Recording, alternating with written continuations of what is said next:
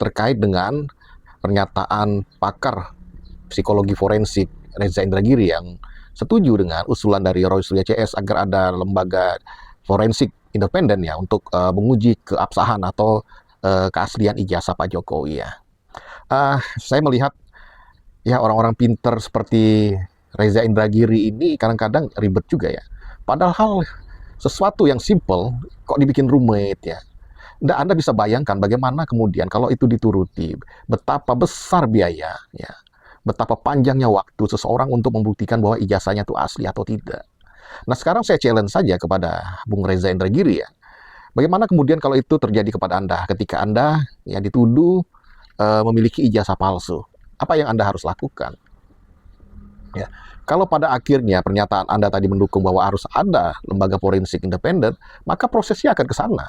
Kalau dia tidak terkait dengan hukum, maka mau tidak mau, ya masyarakat atau Anda mungkin bisa saja menyewa atau membayar lembaga forensik independen untuk menguji keaslian ijazah Anda. Tapi kan persoalannya tidak di situ, ya.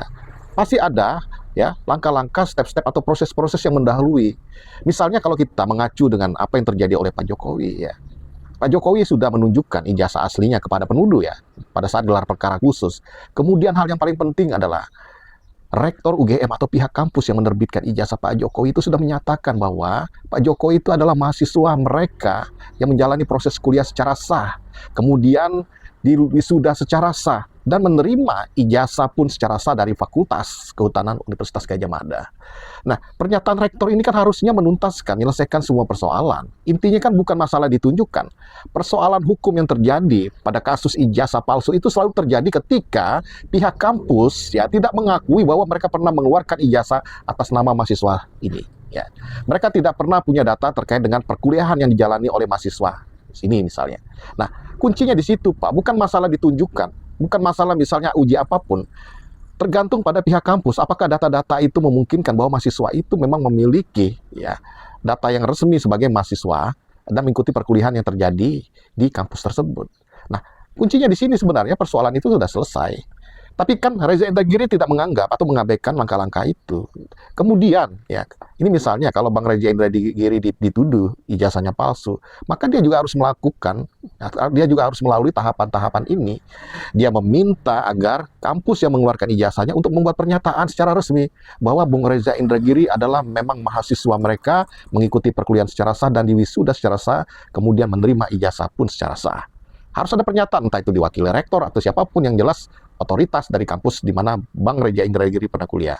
Kemudian, kalau kita mengacu kepada Pak Jokowi, ya ada juga pernyataan teman-temannya Bang Reza Indragiri, ya ada 10 minimal, yang menyatakan ya dan menunjukkan ijazahnya, bahwa ijazahnya itu identik dengan ijazahnya Bang Reza.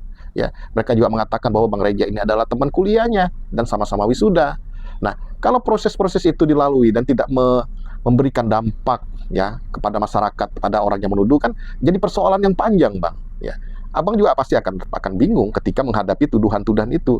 Harus minta pernyataan dari kampus, ya, kemudian minta pernyataan dari 10 teman-teman. Nah, kalau misalnya kita dituduh dalam setahun 2 tahun setelah lulus, tidak masalah. Tapi kalau kita sudah dituduh orang ketika sudah 30 tahun, 40 tahun lulus dari universitas itu, dari kampus itu, ini kan jadi persoalan. Belum tentu teman-teman kita semua hidup, ya. Nah, ini harus harus dipahami oleh Bung Reza Indragiri. Artinya, ya, ketika ada sesuatu yang lebih simpel, kenapa lagi harus dirumit ya? Kenapa harus dipersulit seperti itu? Ya.